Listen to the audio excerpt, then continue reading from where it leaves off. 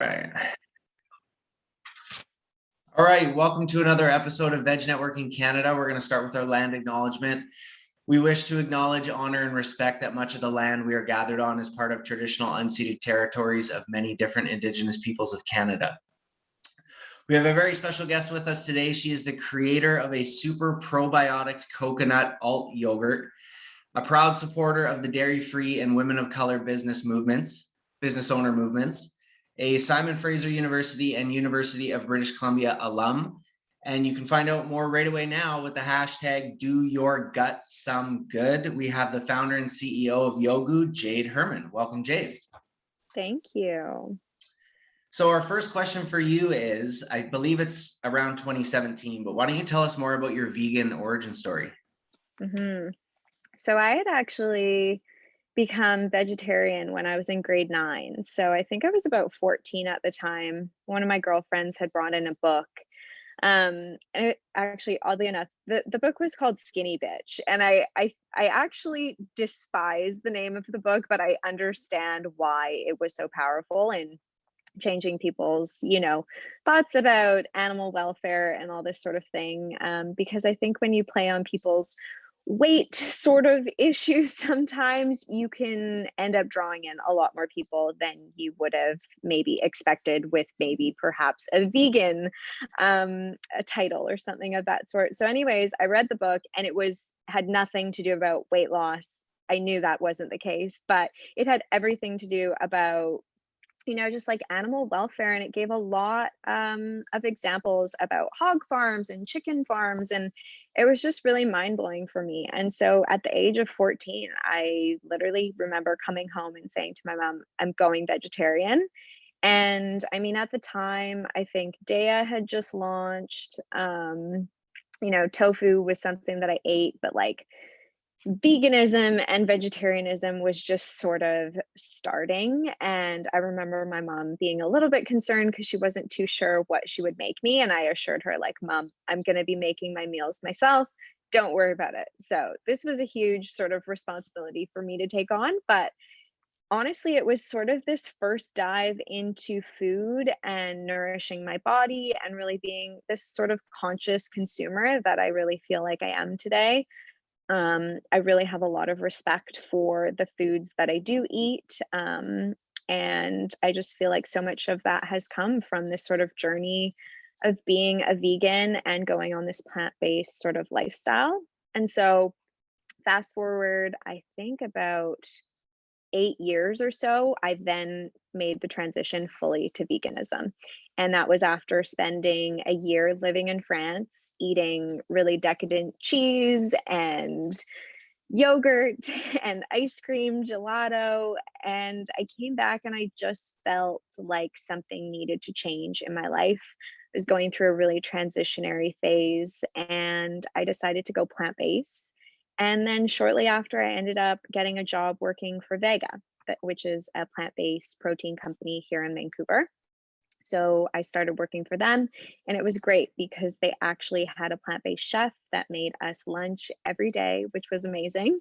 And I feel like that really gave me so much inspiration for, cooking meals at home. And so it was really easy to just sort of transition into this sort of lifestyle. And then I've just always carried it on and it's just become something that I'm extremely passionate about. I mean, my business is also a vegan business and that is also very much part of my life now. So, it makes sense how I got to where I am right now. And so it has just sort of been this journey over the past, 10 plus years.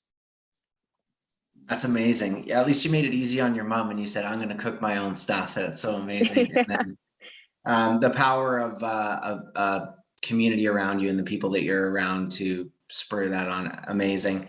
So you started to talk a little bit about your business, and that's the second question. So what's your origin, your entrepreneur origin story, and is it Yoggu or was it something before that? I definitely had I had one sort of business before, but it was like a fun sort of side hustle. It was actually while I was working at Vega. I had sort of like a vintage little company that I was running on the side, but Yoggu very much is sort of like the first time I made one of my ideas a reality. I think that growing up, I always wanted to open like a vegan cafe or vegetarian cafe. And so, it was obviously this, time in my life where I had to go to university. I was just finishing up my studies. And so it never was the right time. And truly, it was that time that I spent living in Paris that really shifted the trajectory of my life. I love food. And so obviously living in Paris was this amazing gastronomic experience. And like I mentioned, I was eating really decadent, creamy, thick yogurt. I think the French have really mastered that art and craft, along with cheese and wine and all the rest. But when I moved back to Vancouver and I went plant based, I was really struggling with a dairy-free alternative and finding that sort of option. And, I feel like I had it really good living in France, eating that really creamy, thick yogurt. And so I actually just sort of gave up yogurt altogether and, just still pursued the vegan lifestyle, but ultimately just wasn't satisfied with what was on the market. So I had always known about, making coconut yogurt yourself. It always just seemed a little bit daunting to me. And it was actually when I left Vega, that I had a lot more free time on my hands. And I just thought, you know what? I've got all this time. I'm going to start making coconut yogurt. And so I think I went and I got a can of coconut milk, got some probiotic pills, and I tried my hand at it and it failed pretty miserably. I remember the first few batches going rancid, and I was like, I don't know, this seemed pretty simple, but yet I've managed to sort of screw this up. But that was really the catalyst for this obsession of mine, I would call it, to really just master a coconut yogurt of my dreams. And, that meant thick, creamy, decadent yogurt, without the milk. And so I knew that there had to be a way to achieve this. And so I remember doing a lot of Googling, a lot of YouTubing, and I found that people were making coconut yogurt made from young Thai coconuts. And so I actually would go to the Asian supermarket, buy my own young coconuts, open them at home with like a big cleaver machete, and I would scoop out the meat, use the raw coconut water, and then inoculate it with probiotics. And that was sort of like the first time I had this light bulb go off where I was like, okay, like I feel like I'm really onto something. This is thick, creamy, it's got the taste, the texture. And so that's what I really just went off of. And that was actually the product that I launched, first to market, here in Vancouver, I guess back in 2018, I believe. And we ended up even getting into Whole Foods. We were in the farmers markets with that recipe. I remember it sold a 500 ml jar for $20.99, $19.99, something like that. It was pretty bananas. But really, like, the quality of ingredients it really warranted that price because there was so much labor that went into making one jar of yogurt, let alone the cost of the ingredients themselves. It was just a really premium product. And there was a moment where I just had to really sit with myself and figure out, what is my mission here with Yoggu? Like, what am I trying to achieve? And that was a really pivotal moment for me. I would say about a year after I launched, I knew that I wanted to make the product more accessible to people. This has always just been something that for me as a vegan, I want more people to transition to this sort of lifestyle and to never feel like they have to give something up. And so, I knew that I could be a part of that, but I also knew that a $20 price tag wasn't the way I was going to get there. So I sort of flipped the whole recipe on its head again. And I worked with a food scientist and we came up with what is now the Yoggu recipe. I spent many months trying to source a really great fair trade organic coconut cream. I feel like I'm quite a stickler when it comes to coconut products. I never like the really artificial coconut tasting products. So finding a cream did take a while, just purely based, from a lot of the samples I was getting. They had this overly coconutty taste, which I didn't want. And so we finally settled on the supplier that we currently use. And yeah, we were able to really slash that price tag more than half. Our products now retail for $8.99, which is really comparable to a lot of the other brands that are on shelves. And so that was just a huge win. And the feedback from our customers was just really amazing. It truly was in more alignment with what people were searching for. And I mean, some of my most favorite sort of comments and feedback from folks is, when someone's not even vegan and they're like, hey, I was at, a party with someone and they were sharing Yoggu with me. And wow, like I had no idea it was vegan. And that's always just such a win, because it really just brings everything back to sort of why I did decide to pivot the business. And ultimately just make this sort of product more widely available for people. And slowly but surely, we are well on our way to doing that. So yeah. Well, absolutely. It is not a replacement. It's not as good as what you could have. It's better. So, and you also mentioned you can't do it alone. Bringing people in and having a team and everything is how you're going to go further. So that's amazing. What are some trends in your industry? Mm. Yeah, I mean, I feel like the dairy-free, do you want to talk more about like the dairy-free industry? Do you want to talk more specific to yogurt? Yeah, specific to what you're amazing at, maybe. Mhm. What's some trends you think? And dairy free too. Yeah. Yeah, for sure.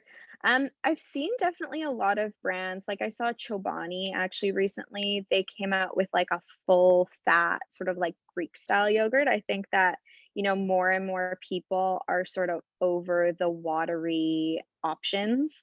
Um, but that being said, I think that something that I'm just really proud of at Yoggu is that we do truly ferment all of our yogurts. And that's been a huge eye opener for me along this sort of journey. I think another thing to mention is that, another mission that we have at Yoggu is to really just change this sort of foodscape. And so, what I mean by that is, whether it's the transparency of our ingredients and what we actually share with our customers.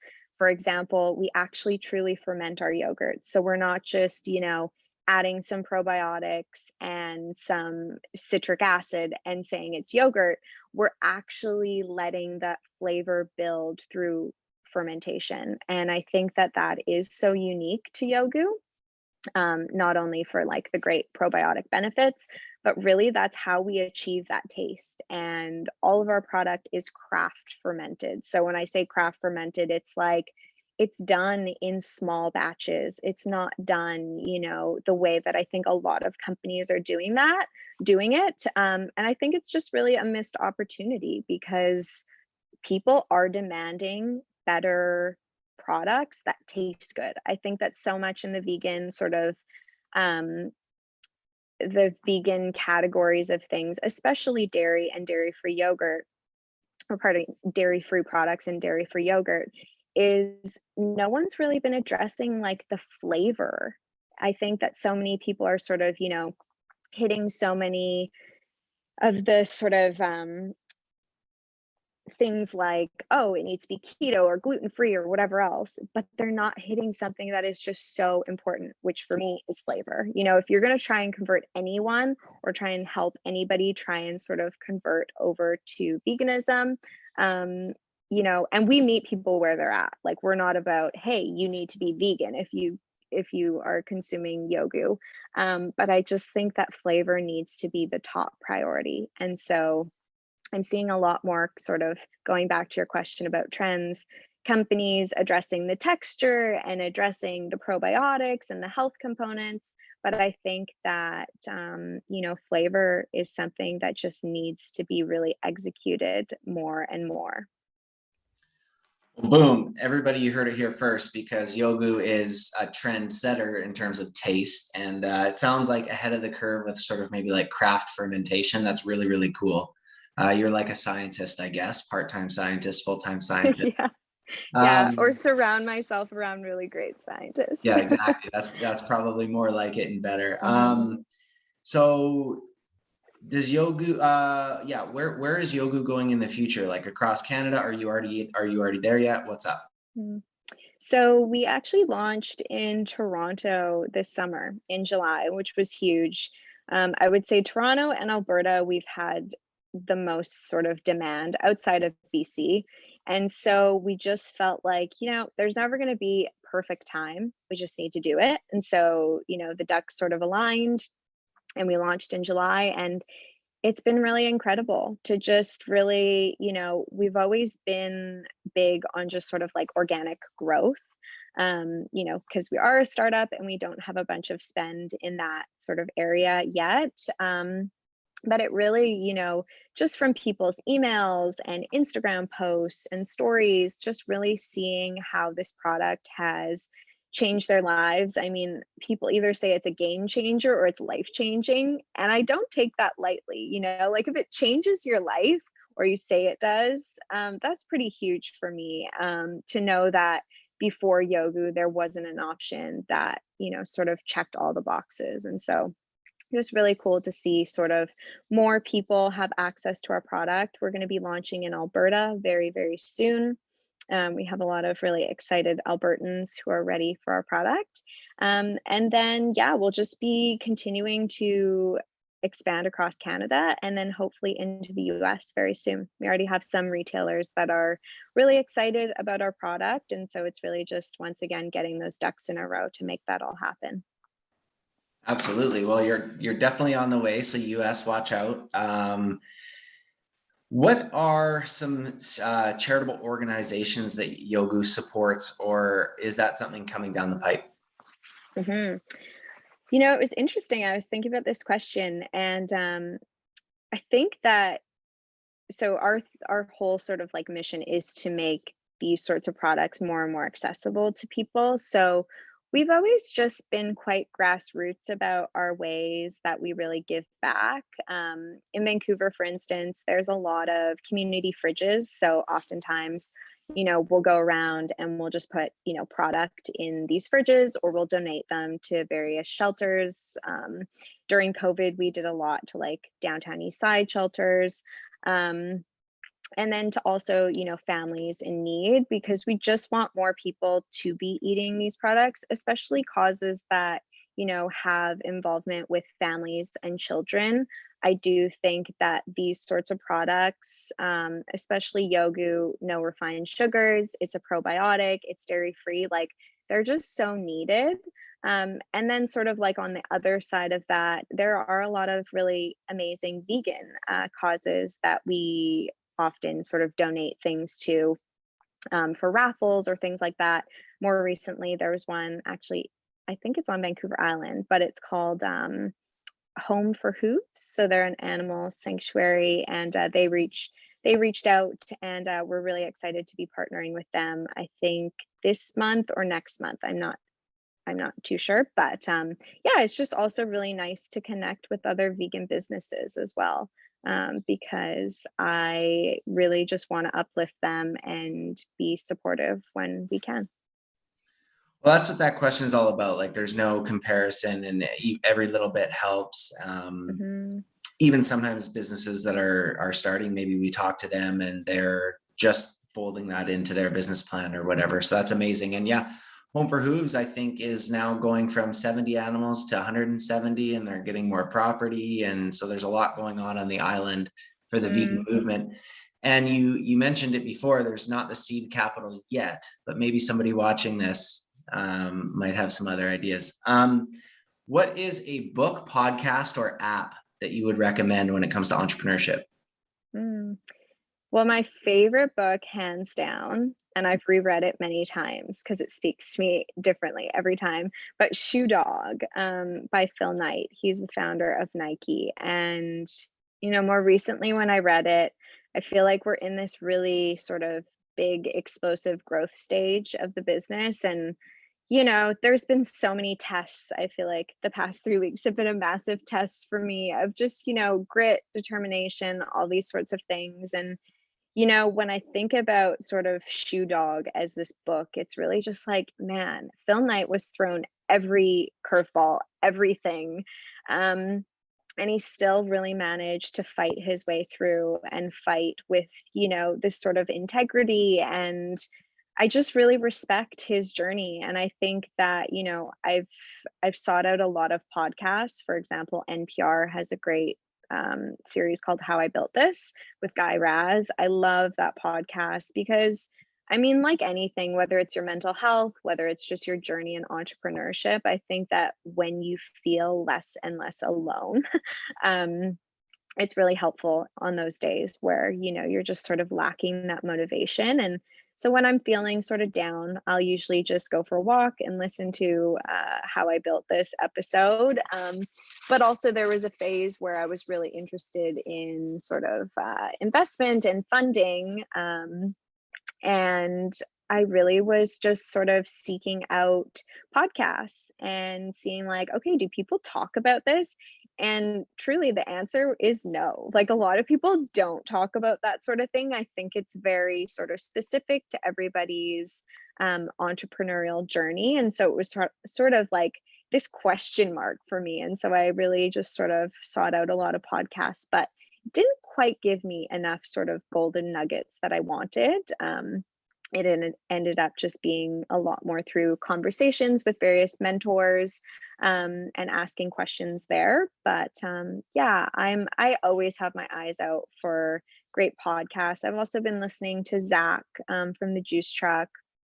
They just started a podcast called Something Good. I'm totally a little more good. A little more good, yeah. And it's been amazing too, because just to hear sort of more local stories, I love it. And then I also love that, Zach and the Juice Truck and what they're all about. So it's really cool to listen to their podcast as well. Awesome recommendations. Speaking of other companies, maybe local, maybe global, maybe it is Nike, maybe it is Juice Truck, who knows? But what are some companies that you, I don't know, maybe look up to, but more so like learn from and keep in touch with? I like that question. Man, I feel like, it's a balance for me, right? Like, I think that there's really staying like focused on sort of what your mission is and what your purpose is, and trying to sort of not get too blunt, or not sort of, I guess, like not staying on track. But there are so many brands. I mean, locally, obviously, all of the amazing food options we have.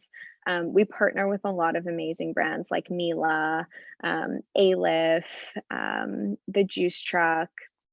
And so I love just supporting their businesses. I think that by sort of being in this local food scene, I have this massive appreciation for how much work it takes. Like recently, I was at Save On and I saw Blue Heron Cheese, and like I had a moment where I was just like, wow, like I know how much work this takes, to get to where they are right now. And, I just to be able to support these companies, it's just really I'm so proud of so many amazing local startup success stories. And obviously being in a store like Save On, having that sort of accessibility as well was really cool.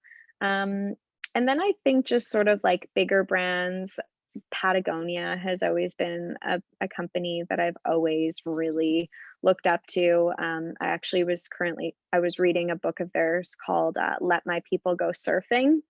And it's all just sort of about like the philosophy behind the company and so much of like that company culture. And as I really dive deeper into my business as well, that's something that I just become more and more passionate about, like really just making sure that my staff have this incredible space to come to and are really feeding their purpose as well as humans and as individuals. So yeah, those are some companies that I look up to for sure. For sure. And what I'm hearing is creating a collective why and then empowering people to have their own why within or outside of that as well too. So that's fascinating. Yeah. We're here at last question before we kind of outro you and bid you adieu and let you get back to what you do best. So that last question is always prefaced by, this is not the time to be humble or modest. It is, do you have any advice for entrepreneurs who might be at the beginning, middle, or even at an exit? So many, but yeah, you take these little golden nuggets every day. I think there's so much learning and there's so much sort of like dusting yourself off. But I think, for those entrepreneurs that are just getting started, my advice would be to just start. Don't look for sort of the perfect anything, because realistically, if I'm being all honest, nothing was perfect when I started. It was like, we were constantly evolving and we still are constantly evolving. I think that, getting started is the hardest part. And so much of it is sort of that internal voice and, whether it's confidence, anything inside of you that's just like, no, you shouldn't start. Um, so yeah, just start. And then when you're sort of in the thick of it, I mean, for me, it's really ironically to trust my gut. I think that we make probiotic yogurt, but constantly I'm like, man, I should have just trusted my gut. Like I'm feeding it all the good stuff. Like, why am I not? And so it's become like this daily practice for me to not only tune into that sort of internal voice, but also to, action that as well. So even if I might feel it, like I actually need to, put that to practice.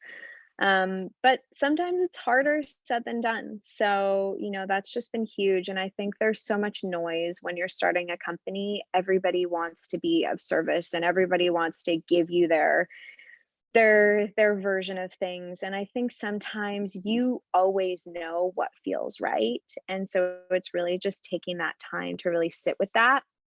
And then I think also it would be to really just have a balance. Like for me, I have a business coach and we talk a lot about sort of this balance and peace in my life, because that's what I'm always trying to cultivate. And sometimes entrepreneurship can just be the exact opposite of that. But if I implement, daily rituals and habits into my life, that sort of keeps everything a little bit more even. So I don't think it's selfish to take time for yourself. I think that, I'm always working, but if I can sort of slot those little moments into my life, it just makes me a better person and a better leader. Well, you heard it here, folks. Keep it simple. Just act, just start. And Yeah. if that isn't or hasn't already been a marketing campaign for you, trust your gut. Now it is, definitely. Hmm. So everybody, if you want to find out more, you can find out about more about Yoggu and Jade's story on the web. That's yoggu.ca. So that's YOGGU.ca, and more on Instagram at Yoggu. Again, YOGGU.foods. So on Instagram, it's yoggu.foods. And on the web, it's yoggu.ca. Thanks so much for joining us, Jade. Thank you so much, Justin.